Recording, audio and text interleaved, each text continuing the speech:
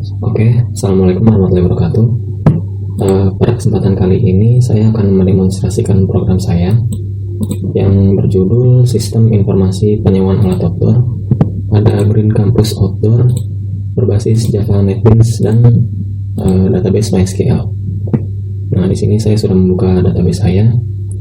Ini adalah nama database saya.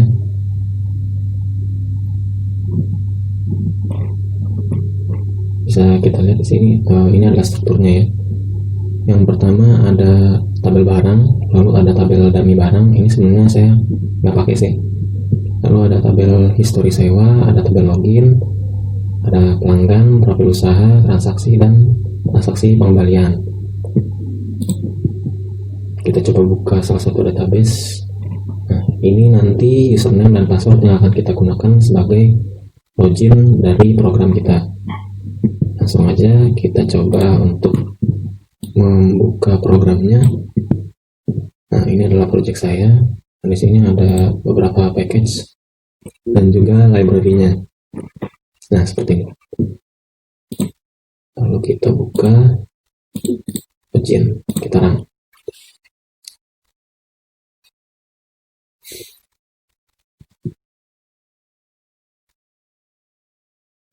Nah, ini adalah tampilan awalnya. Nah, di sini saya baru buat satu akses login aja sih.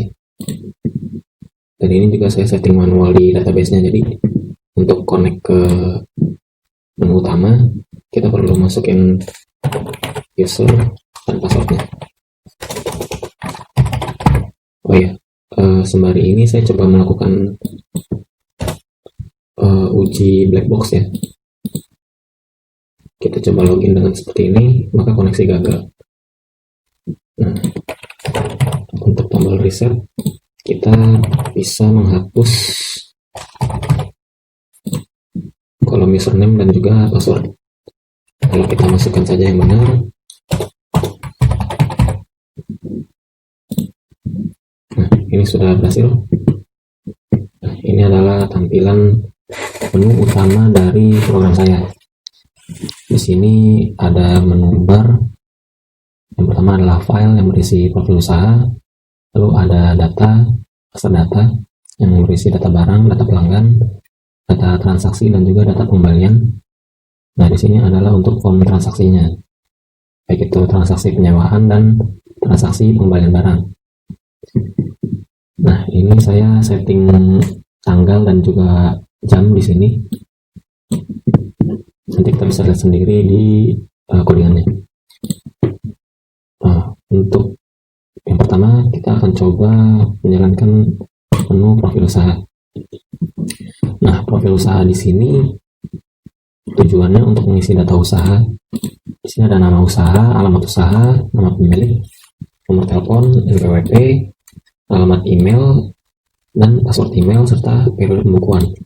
Nah, tujuan saya mencantumkan alamat email dan password email ini karena nanti di form transaksi itu saya ingin setting di mana invoice-nya bisa dikirim via email. Nah, untuk koneksi mengirim emailnya itu kita perlu alamat email dan password email sebagai kita dari mana ngirim emailnya gitu. Nah, ini kita coba buka database-nya di profil usaha.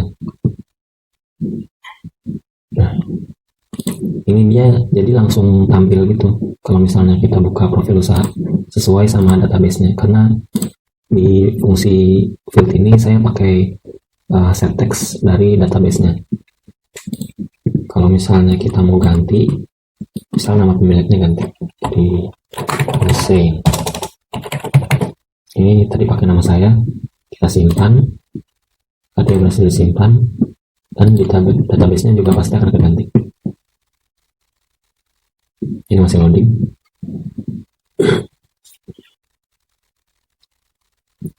Nah, dia keganti. Dan di sini juga langsung auto tampil sama database-nya. Nah, ini saya setting pakai alamat email teman saya dan passwordnya juga.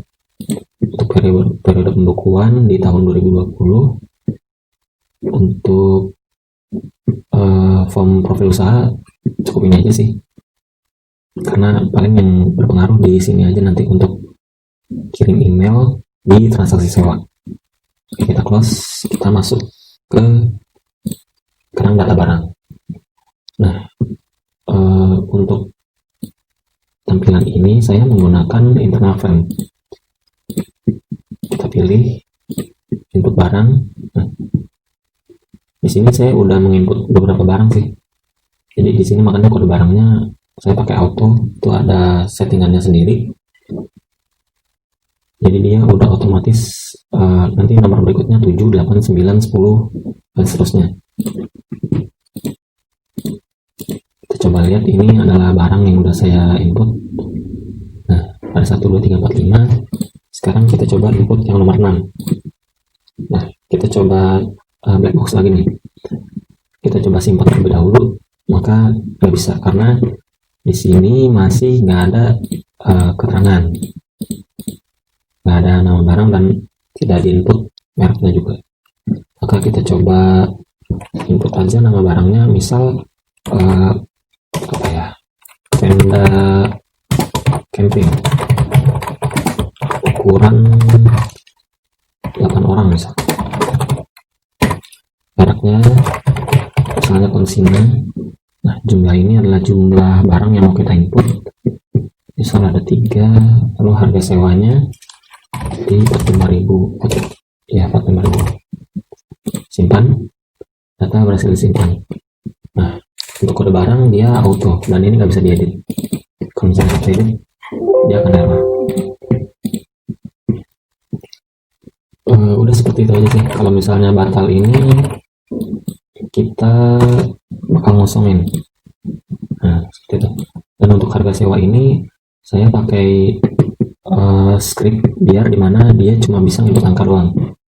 Kita coba cek scriptnya, dia ada di input barang,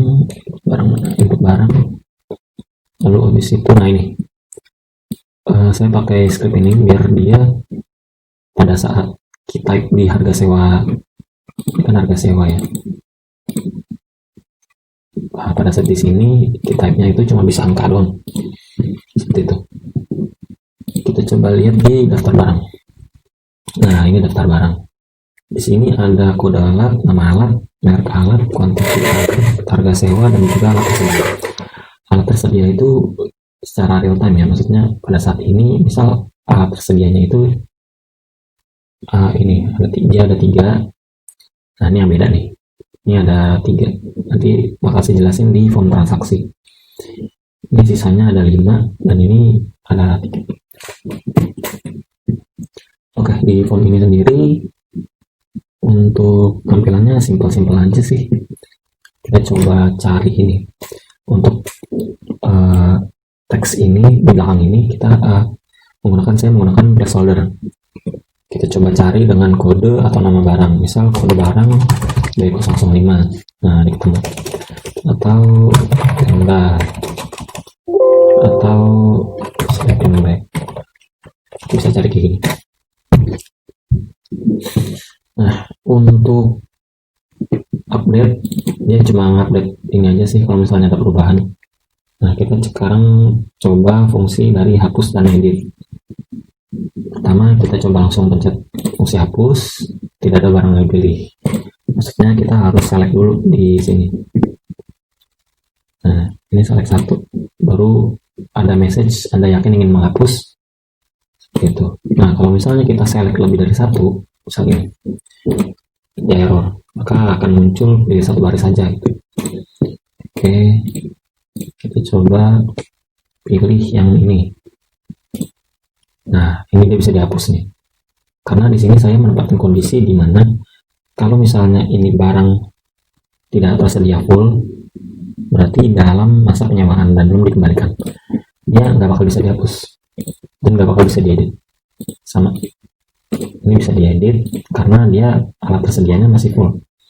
Karena kalau misalnya saya mengedit atau menghapus barang pas barang itu sedang dipinjam atau sedang disewa, itu aneh menurut saya. Jadi maka saya menonaktifkan fungsi hapus dan edit pada saat barangnya sedang disewa.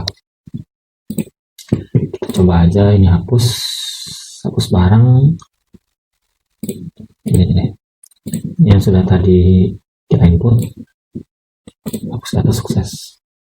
Nah, misal kita mau ngedit, nah ini akan muncul si frame baru, kode barangnya sama, kita nggak bisa edit, kita cuma bisa ngedit nama, merek, quantity, dan juga harganya. Misal kita mau edit quantity-nya jadi 2, kita simpan, atau berhasil diedit, kita update dulu, atau jadi 2, kita coba lagi ya, misal jadi 3. Oke. Nah, seperti ini. Untuk print, kita coba fungsi print. Nah, ini masih running. Untuk print ya kita pakai Jasper Reports ya. Jasper Reports. Ini agak lama loadingnya. Nah, ini udah muncul. Dia akan ngeprint per real time, jadi per tanggal sekarang. Seperti ini aja sih untuk print out dari laporan barang. Kita close. Oke, kita udah selesai di data barang, mulai dari input dan juga menampilkan daftar barang. Sekarang kita coba ke data pelanggan. Sama aja, ini sebenarnya kayak input barang, kita masukkan nama sama Indra. Nah, ini nanti ada hubungannya dengan si transaksi sewa, dengan transaksi sewa ini. Jadi ini emailnya mesti benar. Saya nanti pakai coba contoh nama saya deh, laki-laki, nomor teleponnya asal aja.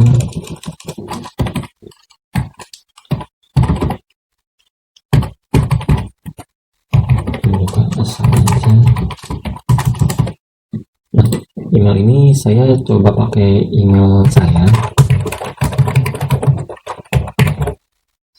Nah, seperti ini.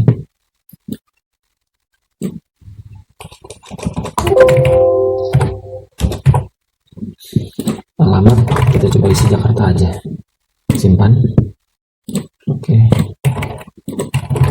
Sama untuk fungsi batal juga saya di sini biar mengosongkan semuanya, mulai dari field dan juga si ini apa namanya, radio button. Kita coba buka daftar pelanggan. Nah, ini daftar pelanggan yang udah saya input, ada 8 di sini.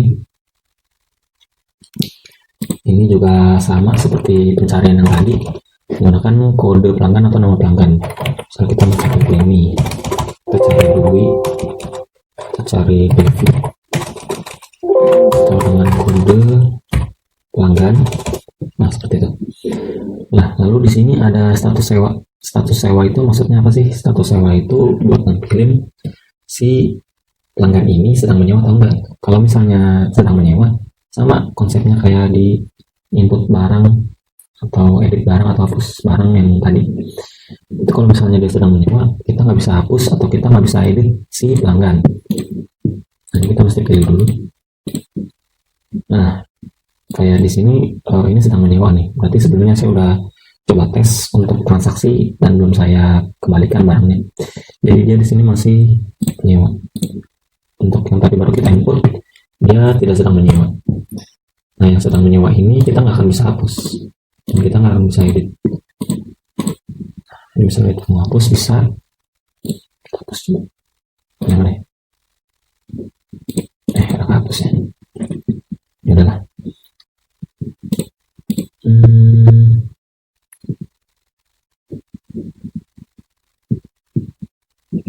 Oke, ini juga bisa nanti kita pakai di form transaksi. Kita lihat dulu status sewanya. Nah, ini kita bisa edit nih. Misal kita mau ganti ini alamat jadi Bandung. Simpan. Nah, sudah berubah. Seperti itu sih. Nah, di sini saya nggak menyediakan form untuk ngeprint karena menurut saya itu nggak terlalu penting, jadi nggak saya sediakan fasilitas untuk print daftar pelanggan. Oke, yang selanjutnya itu ada data transaksi dan data pengembalian. Nah, Nah, sebelum kita kesini, kita enaknya kesini dulu sih. Coba langsung di transaksi penyewaan. Nah, ini invoice nomor 4. Berarti di sini saya udah coba buat 3 transaksi. Kita coba bikin baru aja. Nah, tadi saya udah bikin, sebelumnya saya udah bikin data nama saya sih. Dan itu emailnya email yang mau kita tuju nanti untuk form transaksinya. Seperti itu. Nah, ini kita coba masukkan. Nah, untuk tanggal penyewaan kita coba masukkan.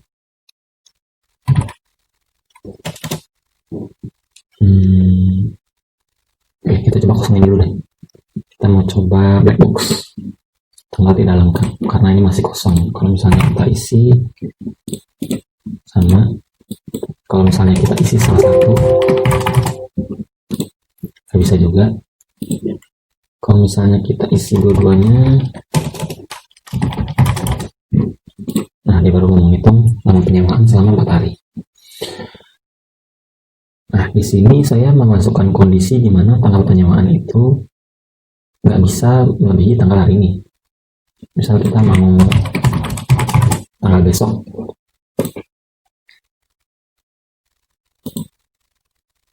oh sebentar, ini ada kesalahan sih. Ada kesalahan, harusnya ini nggak bisa. Kita coba ya.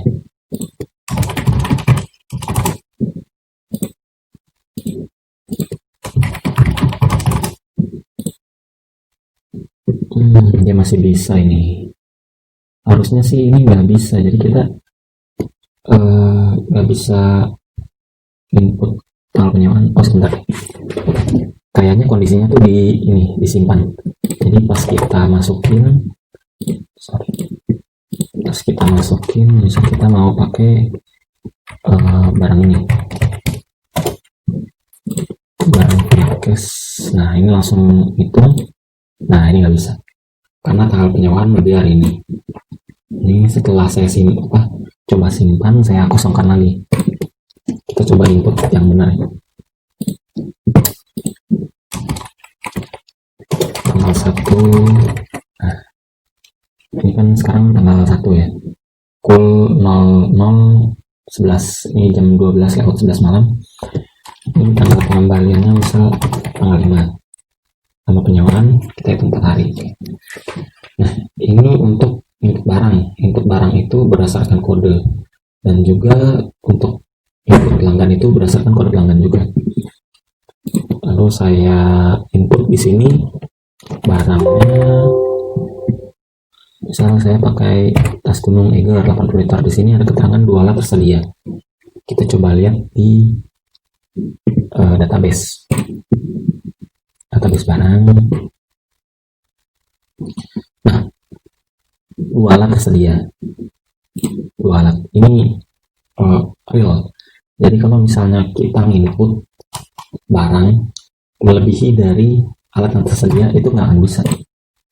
Nah, di sini message-nya melebihi alat yang tersedia atau barang sudah diinput. Oke, kita coba 1.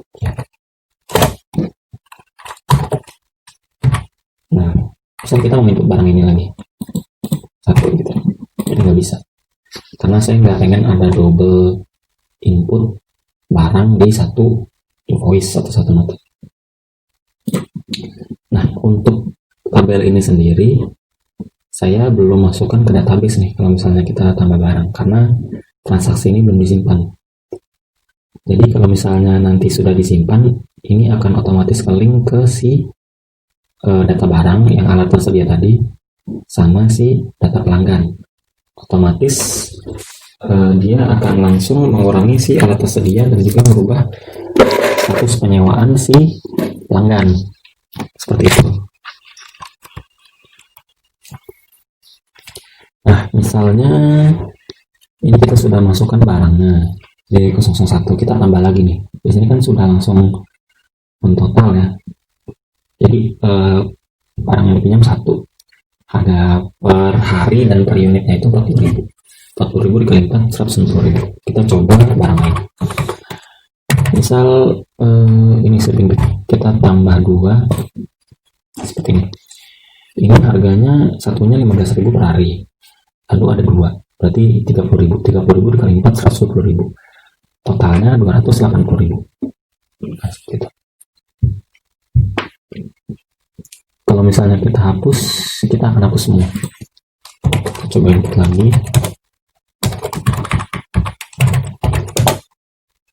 Nah, kalau misalnya kita hapus, ini si barangnya itu tetap nggak akan terpengaruh gitu, karena saat melihat barang ini saya ngambilnya dari database, tetap 2 dan dia ini tetap 5. Untuk menampung ini semua, menampung ini saya menggunakan array list. Jadi saat hapus itu array listnya akan saya delete juga, seperti itu. Nah, ini untuk pembayaran via-nya bisa transfer atau cash atau apapun, kita input aja di sini. Nah, kita coba simpan. Ini udah benar semua. Dan ini saya udah buka email yang tadi saya mau tuju sih. Nah, dwi@kedaung.com. Oke, kita coba simpan. Simpan transaksi.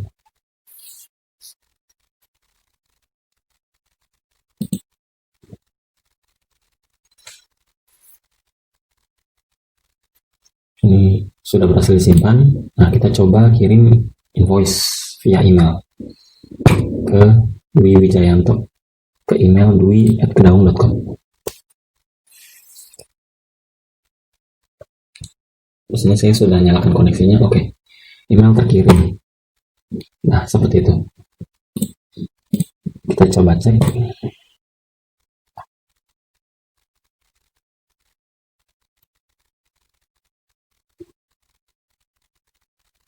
Kita tunggu loadingnya.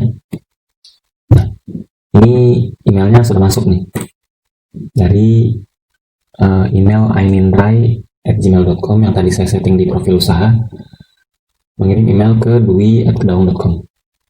Ini salah satu fitur yang saya tawarkan sih di program saya.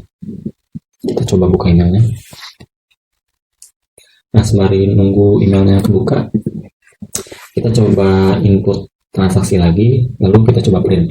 Dan kalau misalnya kita email itu setelah transaksi ini selesai, ya udah, kita nanti bisa print sebenarnya di data transaksi. Kalau misalnya kita mau coba langsung di sini bisa sih. Ini kita input pelanggan aja, misal tanggal hari ini juga,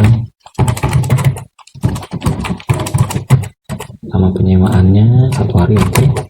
Nah, ini dia akan berubah datanya. Yang tadinya 2 jadi 1, yang tadinya 5 jadi 3, karena kita udah pakai di transaksi sebelumnya. Kita tambah, ini kita tambah seperti ini. Pembayaran via cash, simpan transaksi. Misal kita nggak mau kirim email invoice gitu, nah di sini akan muncul motif silakan print transaksi. Kita coba langsung print aja, dia akan muncul seperti ini.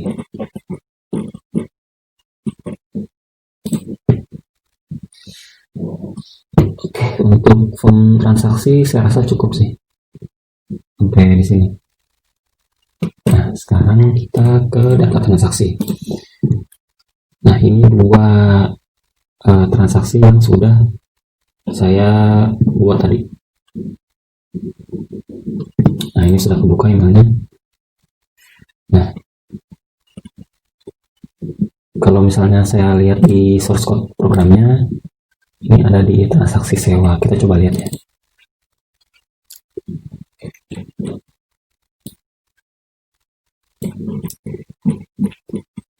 Nah, ini ada di metode ini. Untuk settingan teksnya, ini di sini message body part put set text bla bla bla bla. Lalu untuk attach filenya, karena saya pakai body part dan masuk ke multi part ini, jadi bisa masukin teks dan bisa masukin file juga. Nah, ini file name-nya nih. Jadi urutannya itu yang pertama si report ini yang tadi transaksi itu kita kompres dulu atau kita ekspor dulu ke PDF ke file tertentu. Nah, di sini saya settingnya di laporan. Nah, di sini kita coba buka yang tadi di email ya. Ini laporan invoice 004 0004.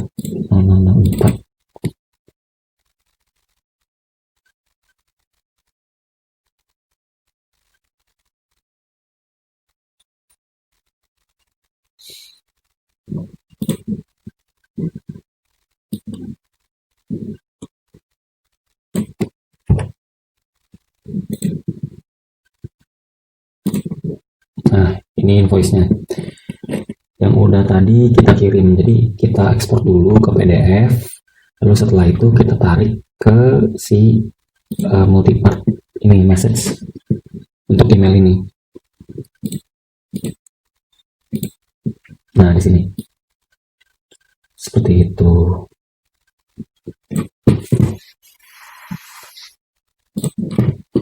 Oke, ini untuk form transaksinya saya rasa sudah cukup jelas. Sekarang kita masuk ke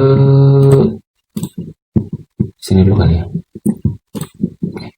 Kalau misalnya kita mau print invoice, kita pilih dulu aja yang tadi udah kita, misalnya yang tadi kita email kita udah bisa langsung print di form transaksi ya. Kita coba print di sini. Nah, ini bisa kita print. Bisa kita print. Kalau misalnya kita print laporan, kita akan masuk ke frame dimana kita harus menseleksi tanggal. Kita mau dari tanggal sewa tanggal berapa nih sampai tanggal berapa gitu.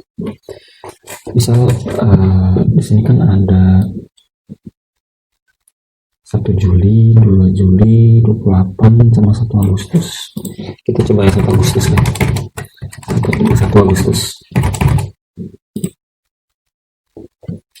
Nah, ini udah tampil. Di sini yang muncul hanya transaksi sewa dari tanggal 1 Agustus saja sampai 31 Agustus. Ini totalnya kita ada omset 311.000 seperti itu. Ini kalau ditambah 311.000 berarti pas. Udah kurang lebih ini aja sih untuk data transaksi. Sama untuk pencarian juga ini pakai kode transaksi dan juga pakai nama pelanggan ya. INV 02 atau yang lainnya. Saya rasa udah cukup. Kita masuk ke transaksi pengembalian. Salah. Transaksi pengembalian. Nah, di sini. Untuk transaksi pengembalian ini, kalau misalnya kita lakuin, itu akan mengembalikan barang yang sudah disewa ke data barang. Misal data barang ini kan sekarang lagi bentang-bentang nih yang tersedianya nih, lagi ada yang disewa-sewain. Kita coba langsung balikin aja semuanya. Nah, untuk pengembalian ini ada 2 tujuan di pengembalian ini. Yang pertama itu untuk membatalkan transaksi dan emang untuk mengembalikan penyewaan gitu. Kenapa seperti itu? Karena kalau misalnya kita perhatiin di transaksi ini, kita udah nggak bakal bisa edit, kita nggak bakal bisa hapus. Karena dari yang saya pelajari di beberapa perusahaan, untuk transaksi itu kita emang nggak bakal bisa hapus. Misal kita buka nota nih, kita udah simpan, kita biasanya itu nggak bakal bisa hapus itu nota. Yang ada itu ada namanya di void atau dibatalkan. Sama saya mau kayak konsep seperti itu juga. Makanya di sini ada status sewa yang dibatalkan. Karena pengembaliannya itu kalau misalkan di tanggal yang sama pada saat kita nyewa, itu otomatis statusnya jadi dibatalkan. Kita coba void aja semuanya. kita balikin dulu semuanya. Misal yang INV003 nih. Nah, ini tanggal penyewaan, rencana pengembalian. Rencana pengembalian itu pada saat tadi kita bikin si transaksi sewa. Nah, ini tanggal pengembalian realnya. Realnya itu tanggal berapa? Di sini ada denda juga. Misal kita setting tanggal pengembaliannya hari ini. Hari terlambat 1. Dendanya itu 100% dari total harga barang. Nah, kenapa 60.000 nih? Kan harga sewanya 15.000 sama 15.000. Kan satu hari harusnya 30.000 dong. Karena kuantiti alatnya di sini 2. Jadi ini kali ini kali ini. Gitu. Lalu kalau misalnya kita balikin di tanggal sebelum tanggal 31 Juli atau di tanggal 31 Juli, berarti kita nggak kena denda, dendanya 0. Ini udah otomatis. Misal kita balikin di tanggal 29, bisa-bisa aja dong, misal ada yang nyewa nih, terus nggak taunya cuma sehari dipakai. Kita di dalam program ini kita nggak ada refund, sistem refund, karena itu udah kesepakatan di awal. Kalau menurut saya ya, harusnya itu ada di kesepakatan di awal, tidak ada refund. Jadi kalau misalnya dia mau balikin barang sebelum tanggal pengembalian, ya sah-sah aja gitu, bukan ada masalah. Dan tidak ada denda juga. Nah, kalau misalnya kita coba contoh yang invoice 013 ini. Kita coba contoh di balikin tanggal 28. Di tanggal yang sama pada saat kita nyewa. Kenapa sih saya bikin di sini itu sebagai pembatalan gitu kalau misalnya di tanggal yang sama? Karena kan ini rental untuk bisa dibilang ngecamp gitu ya. Kalau ngecamp itu kan otomatis genap dong, lebih dari 1 hari dong. Nah, kalau misalnya ini dibalikin di hari yang sama, ya buat apa gitu? Jadi saya bikin di sini untuk void transaksi. Membatalin transaksi itu tinggal masukin ke form pengembalian barang, lalu masukin aja tanggalnya tanggal sama. Kita coba simpan transaksi. Oke. Sama kayak transaksi penyewaan, si pengembalian barang ini juga nggak bisa di void, nggak bisa dihapus. Nah, ini yang tadi. Ini ada kode pengembalian, ada kode transaksi, ada tanggal hasil pengembalian, dan ada denda. Seperti itu. Nah, kita coba lihat statusnya nih.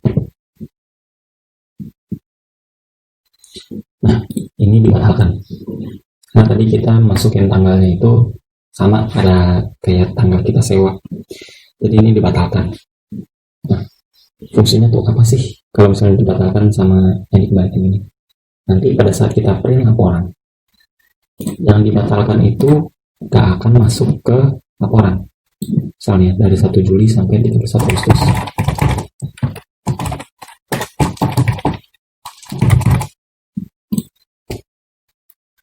Nah, ini dia nggak akan masuk ke laporan nih. Dia nggak akan dihitung sebagai omset. Jadi langsung dari INV002.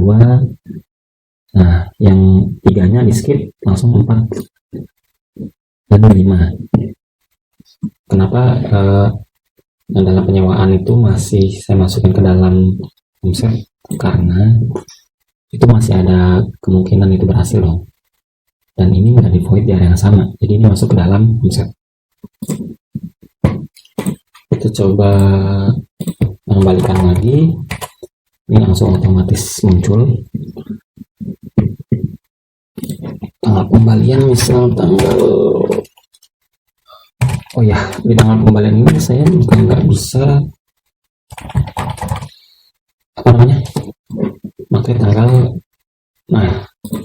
pakai tanggal masa depan gitu. Tanggal 2 Agustus pun juga nggak akan bisa. Jadi ini benar-benar real time. Jadi ya udah, ini kita void aja.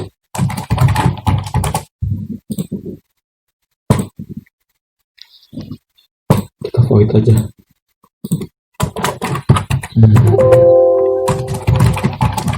Kita void semuanya. transaksi ini kalau misalnya udah di void semua atau udah dibalikin semua, ya udah di sini bakal hilang. Dan untuk combo box ini kalau yang bisa diedit ini saya pakai auto decorator. Itu ada library-nya sendiri, bisa di download aja di Google. Jadi pada saat saya masukin kode transaksinya, dia akan muncul langsung kode pelanggan, nama pelanggan, tanggal penyewaan, tanggal rencana pembalian, dan juga barang yang dipinjam. Seperti itu. Dan kalau misalnya saya ini udah nggak bisa ya, ini aja deh, coba bakal dia akan hapus. Kita bisa melihat data pembelian barang. Ini kita bisa print juga reportnya, misal yang udah yang di void atau dikembalikan dari tanggal 1 Agustus sampai 1 Juli. Dari tanggal 1 Juli maksudnya, 1 Juli sampai 31 Agustus ya.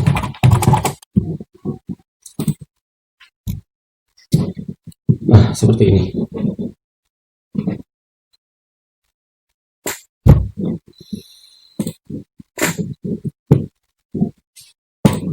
Ini juga bisa kita cari juga.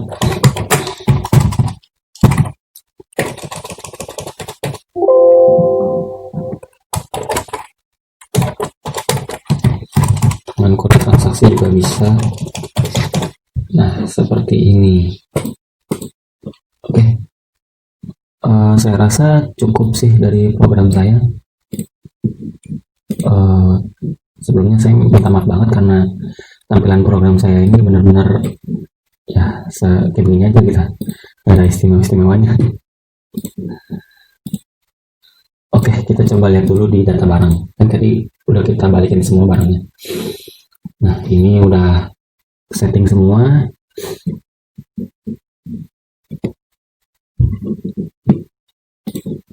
Kita coba lihat data pelanggan. Ini harusnya status sewanya udah nggak lagi menyewa, tidak sedang menyewa, tidak sedang menyewa, tidak sedang menyewa, juga tidak sedang menyewa, tidak sedang menyewa, tidak sedang menyewa. Seperti itu. Oke, saya rasa cukup. Kurang lebihnya saya mohon maaf. Saya Dwi Wijayanto dengan nomor NPM 2017-4350-1229 kelas X6E. Program ini saya tujukan sebagai syarat pemenuhan tugas mata kuliah pemrograman visual yang nantinya juga akan diperuntukkan sebagai nilai UAS saya. Kurang lebihnya saya mohon maaf. Wassalamualaikum warahmatullahi wabarakatuh.